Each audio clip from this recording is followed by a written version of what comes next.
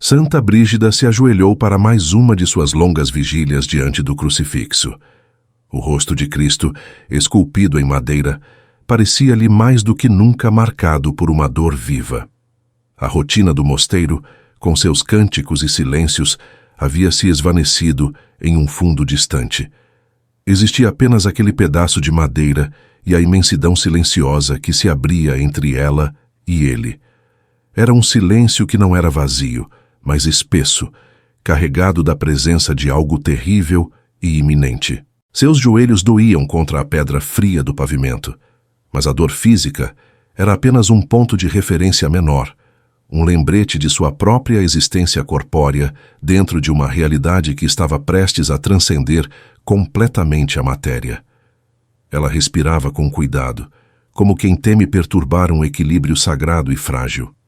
E então, da chaga do lado, uma primeira gota de sangue começou a formar-se.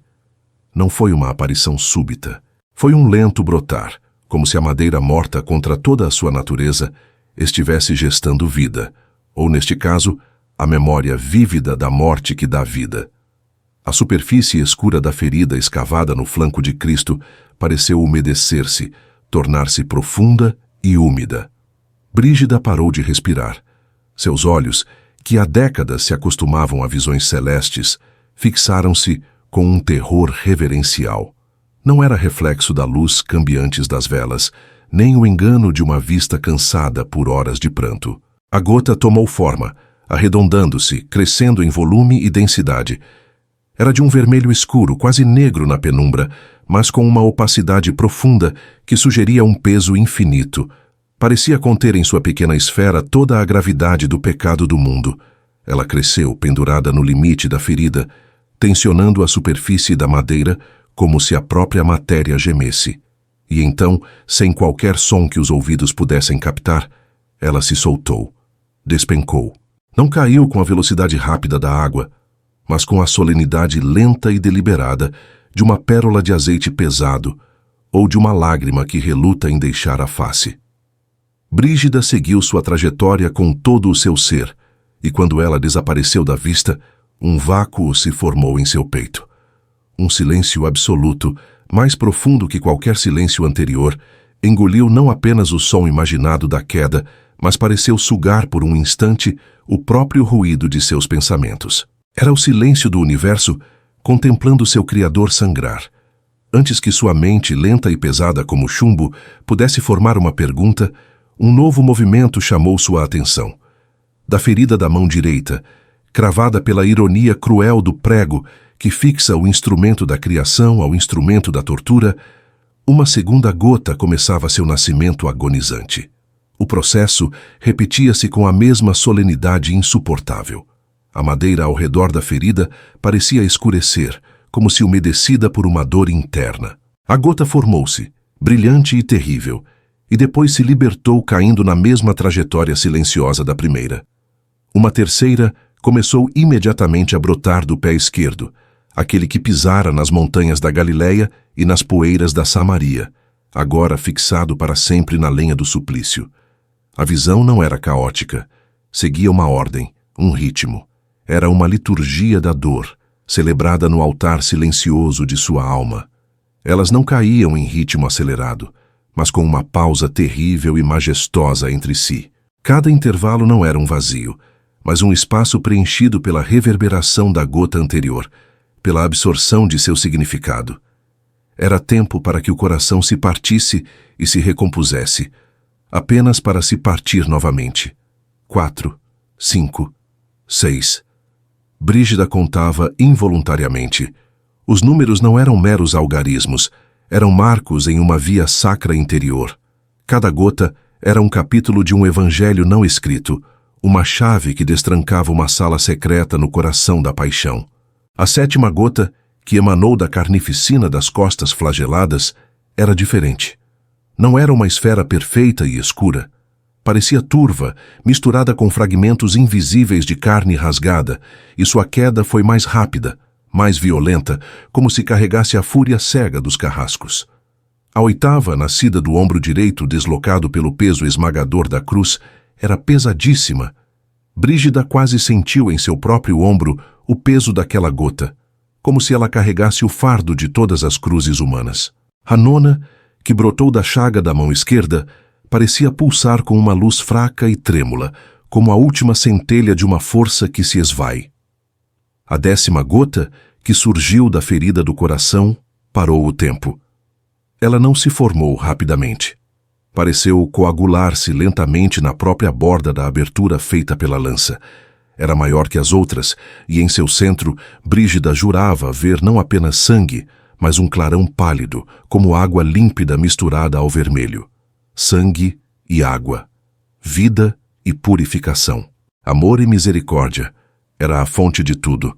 Enquanto pendia ali, Brígida sentiu uma atração tão poderosa que seu corpo inteiro se inclinou para a frente. Não era apenas compaixão agora, era um reconhecimento fundamental. Dali, daquela ferida, jorrava a salvação do mundo. Aquele era o preço, e ali estava a fonte. A gota caiu, e em sua esteira, Brígida sentiu uma revelação esmagadora. Aquelas gotas não eram apenas para serem vistas, eram para serem recolhidas, guardadas, oferecidas. Elas eram a matéria-prima de um novo sacramento de piedade, o remédio específico que o corpo dilacerado de Cristo oferecia à alma doente da humanidade futura. A visão transformava-se em missão. A urgência da mensagem começou a tomar forma em palavras dentro dela, ainda informes, mas violentas como um parto. A 11ª gota, a 12ª, a 13ª. Elas vinham agora, ainda solenes. Mas a mente de Brígida já trabalhava a dupla tarefa de contemplar e de traduzir. O ar na capela estava impregnado de uma pungência metálica, um cheiro espiritual de ferro e mirra, de suor e sangue antigo que ela sentia no fundo da garganta. Seus olhos, fixos e sem piscar, queimavam como brasas, mas ela temia que um único piscar a fizesse perder uma fração daquele mistério. A 14ª gota escorreu de uma ferida que ela não pôde localizar precisamente. Talvez do rosto dilacerado pelos espinhos, talvez dos lábios ressecados pela sede, e carregava uma tristeza tão profunda, tão pessoal, que Brígida sentiu que era o abandono do pai, a solidão última do filho. Foi uma gota de desolação infinita. E então, a última, a 15ª. Ela formou-se na fonte da coroa de espinhos, na fronte que outrora recebera a unção do Espírito no Jordão. Foi a gota que mais demorou a nascer. Parecia extraída da própria medula do sofrimento. Era pequena, mas de uma densidade que parecia distorcer o ar ao seu redor. Brígida viu nela refletido, em miniatura, todo o panorama do Calvário. As trevas, os rostos zombeteiros, a mãe de pé, os soldados sortejando a túnica. Era a síntese, a gota que continha todas as outras, o resumo da quenosis, do esvaziamento total. Quando ela finalmente se soltou e iniciou sua queda final, Brígida viu não com os olhos, mas com o espírito, que sua trajetória não terminava no chão. Ela caía através dos séculos, através do tempo, destinada a atingir a testa de todo pecador arrependido, como um batismo inverso, um selo de redenção comprada com dor. A gota desapareceu, e então um alívio final e terrível pareceu atravessar a figura do crucifixo. Não era um relaxamento, mas a paz da consumação. O rosto de madeira não mudou, mas a presença que dele emanava transformou-se. Da dor aguda passou-se para a paz do sacrifício aceito e completado. Está consumado. As palavras ecoaram no silêncio da alma de Brígida, não em latim ou sueco, mas na linguagem direta do espírito. A visão findara. O silêncio que se seguiu era de uma qualidade totalmente nova. Já não era o silêncio da expectativa carregada, mas o silêncio que se instala após um grito que partiu o mundo. Era um silêncio fecundo, grávido de significado. Brígida permanecia ajoelhada, seu corpo um peso frio e alheio, uma casca vazia. Mas dentro dela, em sua alma, havia o caos e a glória de uma forja divina. Luz e dor fundiam-se, compreensão e mistério entrelaçavam-se de forma indissolúvel. O conhecimento que nela se instalou não era intelectual, Era orgânico, visceral. Ela sabia, com uma certeza que vinha das próprias entranhas da graça e que não admitia dúvida, que aquilo não fora um êxtase para seu deleite privado. Não era um prêmio para sua santidade, era um depósito, um tesouro confiado. Aquele sangue contado com precisão divina, 15 vezes, era uma revelação destinada à Igreja, um legado para os tempos futuros, quando a fé esfriaria e o amor se tornaria cálculo. As palavras, então, começaram a se precipitar dentro dela, não como inspiração poética, mas como ditado. Surgiam em latim, a língua universal da Igreja, nítidas, lapidares, cortantes como os fragmentos dos espinhos. Cada oração brotava diretamente da memória de uma gota específica, da essência da dor que ela carregava. Elas vinham completas com início, meio e fim, como pérolas já furadas para serem enfiadas em um colar de súplica. A primeira delas formou-se em seus lábios internos. Ó Jesus Cristo, eterna doçura daqueles que vos amam. Era a chave que abria a porta. Essa doçura, ela compreendia agora, era forjada na amargura total do horto das oliveiras, na gota de suor sanguinolento. A oração mergulhava a alma naquela solidão, na luta titânica entre a vontade humana de Cristo e a vontade divina, na aceitação que é o verdadeiro início de toda a redenção. A segunda oração nasceu da gota do beijo de Judas. Era uma oração sobre a traição, sobre a dor da amizade vendida por moedas, sobre as traições sutis que cometemos diariamente. A terceira, da corda que arrastou o Criador como um animal rebelde, falava de humilhação, do esvaziamento da honra. E assim prosseguiu, um fio vermelho de oração tecendo-se em torno do madeiro, uma tapeçaria verbal da paixão. A quarta, do açoite, a quinta, da coroa de espinhos, a sexta, da cruz carregada, a sétima, da crucificação, a oitava, da sede, a nona, do fel e do vinagre, a 10ª, da lança, a 11ª, da escuridão, a 12ª, do abandono, a 13ª, da morte, a 14ª, do lado aberto, a 15ª, da entrega do Espírito. Cada uma era uma imersão. Não se pedia inicialmente por bens ou graças. Pedia-se, antes de tudo, a graça de compreender. Fazei que eu compreenda, ó Senhor. Concedei-me, meu Deus, a graça de sentir. Era uma pedagogia divina. Primeiro, o conhecimento da dívida. Só então, o alívio do pagamento. E com as orações vieram as promessas. Elas não foram anunciadas como barganhas vulgares, mas surgiram como consequências lógicas, inevitáveis, da união com aquele sofrimento.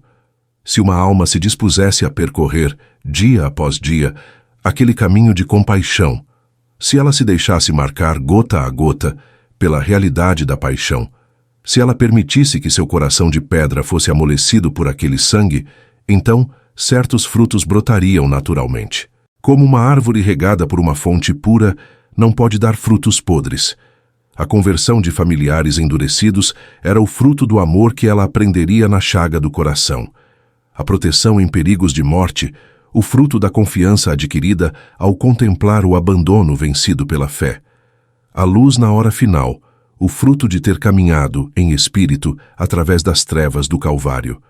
A libertação de almas do purgatório, o fruto do poder redentor daquele sangue, aplicado através da oração cheia de compaixão.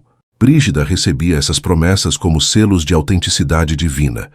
Eram a garantia de que a devoção não era um exercício de mera emotividade, mas um canal real de graça, um meio eficaz de aplicar os méritos infinitos da paixão às necessidades concretas e desesperadas das almas.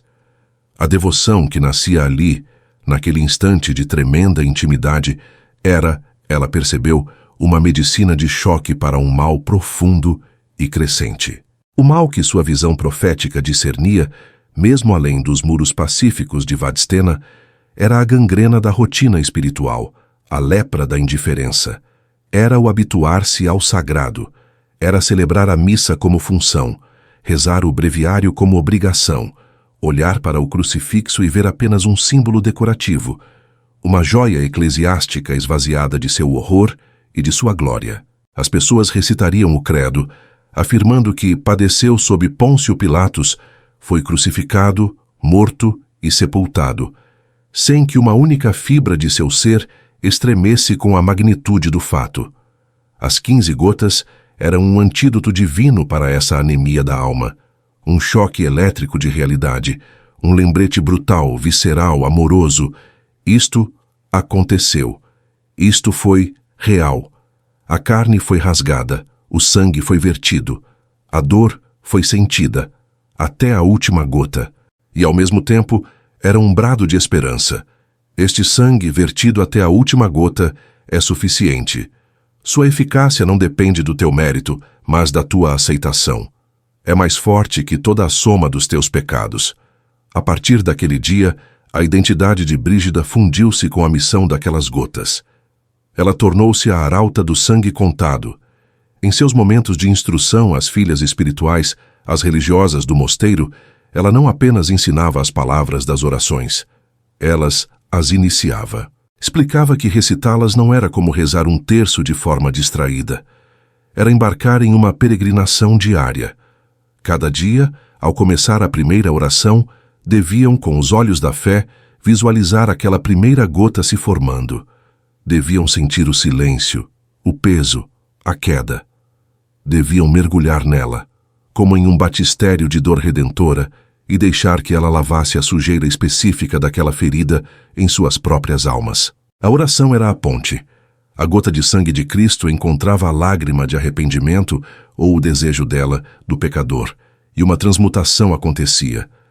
A culpa não era apenas perdoada, era compreendida em seu custo real, e assim tornava-se impossível voltar a ela com leveza. A devoção, como fogo no campo seco, espalhou-se rapidamente. Vadstena tornou-se um epicentro. Irmãs que a aprendiam, escreviam-nas para seus familiares. Peregrinos que iam ao mosteiro em busca dos conselhos da famosa viúva santa, levavam consigo cópias das orações, manuscritas em pergaminho ou papel grosseiro. Era uma época ávida por tangibilidade, em um século assolado pela peste negra, pelas guerras camponesas, pelo grande cisma do Ocidente que rasgava a unidade da Igreja em facções rivais. A abstração teológica não bastava. As pessoas, esmagadas pela miséria, pela morte súbita e pelo medo do inferno, agarravam-se ao concreto.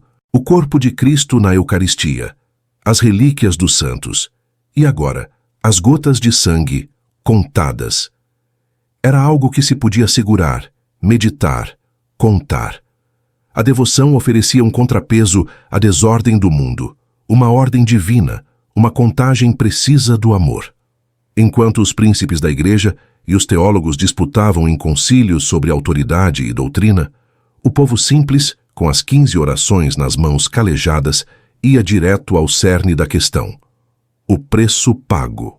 Eles entendiam no nível mais profundo e não verbalizado de sua fé que a salvação não era uma teoria, era um resgate.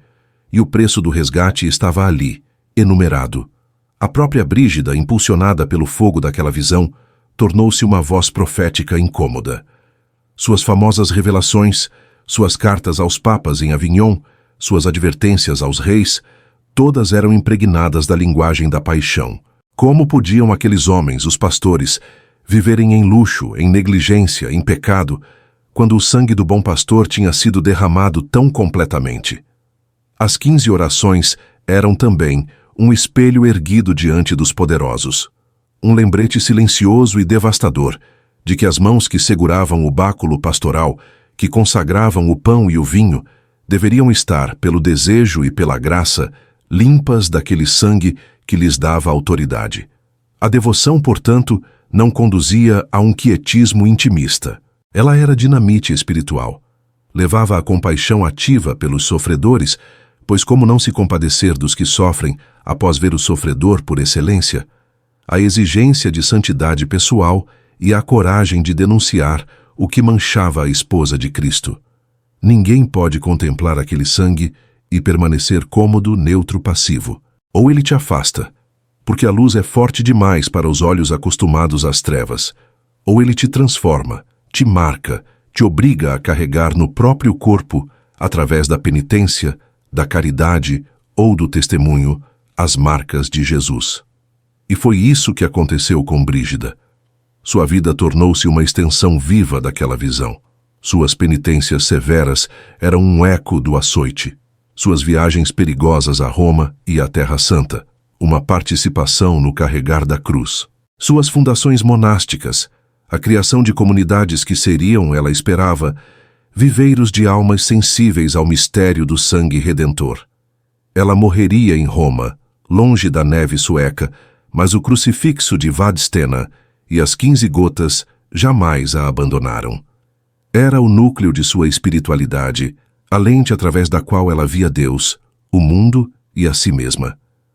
A visão inicial foi a semente lançada na terra fértil de uma alma excepcional. A árvore que cresceu dela foi a devoção que, com seus galhos resistentes, atravessou séculos, sobrevivendo a mudanças de mentalidade, a reformas litúrgicas, a suspeita moderna sobre revelações privadas, e chegou, trêmula, mas viva, até nós. Hoje, quando alguém pega um pequeno folheto com as 15 orações de Santa Brígida, pode ver apenas um texto de piedade antiga, uma curiosidade hagiográfica. Pode-se recitá-las com pressa, como mais uma devoção a cumprir. Mas para quem se aproxima com a atitude que Brígida intuía ser necessária, a atitude de quem entra naquela capela silenciosa e se ajoelha para ver, cada oração é um portal. É um convite perene a reentrar naquele momento único, a testemunhar com os olhos da fé, aquela mesma gota formando-se e caindo, lenta, pesada, cheia de significado. É um mergulho na realidade mais fundamental e esquecida da nossa fé. O amor infinito de Deus não é um sentimento vago. É um ato. É um derramamento. É um esvaziamento. É um líquido precioso vertido em medida precisa, gota a gota, até que a última gota, a 15ª, dissesse, com autoridade final, está consumado. A consumação não foi apenas do sofrimento, mas do pagamento. A conta foi saldada. Até a última moeda de sangue. A verdadeira eficácia dessas orações, portanto, não reside no número mágico de vezes que são repetidas, nem na mera recitação verbal. Reside na fidelidade com que, a cada vez, nos colocamos diante daquela gota específica, na coragem brutal de deixar que ela nos julgue, de permitir que ela nos mostre qual pecado, qual fraqueza, qual indiferença nossa exigiu aquela parcela da agonia de Cristo. E então, na humildade de nos deixarmos lavar por ela, de recolhê-la em nosso vaso de barro rachado, que é o nosso coração arrependido. A mensagem que Santa Brígida transmite, através do silêncio eloquente das 15 gotas, é que a misericórdia divina não é uma teoria teológica, é uma substância, é algo que escorre, que tem peso e densidade, que tem cheiro de vida e morte, que mancha de vermelho a história, que limpa mais profundamente que qualquer água. É algo que foi contado, e o fato de ter sido contado é a prova divina de que nada, nenhum mililitre daquele sofrimento, foi desperdiçado, foi em vão. Cada fração da dor de Cristo foi destinada, desde a eternidade, a uma alma específica, a um pecado específico, a uma ferida específica da humanidade. A tua, a minha. Rezar essas orações com o espírito de Santa Brígida é, portanto, fazer um ato de reconhecimento e de apropriação. É dizer em cada uma delas, esta gota é minha, esta dor, ele a sofreu por causa desta minha falta, desta minha soberba, desta minha luxúria, desta minha omissão, e eu a recebo agora. Não a deixo cair no chão do meu esquecimento, da minha distração. Recolho-a, guardo-a, deixo que ela me transforme.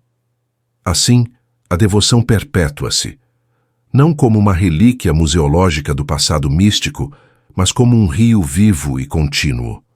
Um rio que tem sua fonte no lado aberto de Cristo na cruz, que passa pelo coração e pela visão de uma santa do norte gelado, e que continua a fluir, irrigando a aridez dos corações de hoje, tão sequinhos, tão ocupados, tão doentes de abstração e de ruído. Ajoelhar-se com o livrinho das 15 orações é, de certa forma, entrar na corrente desse rio. É beber diretamente da fonte, é deixar-se marcar, gota a gota, pelo amor que aceitou sangrar até a última gota, para que nós, que contamos as gotas, soubéssemos, sem sombra de dúvida, que fomos amados até o fim.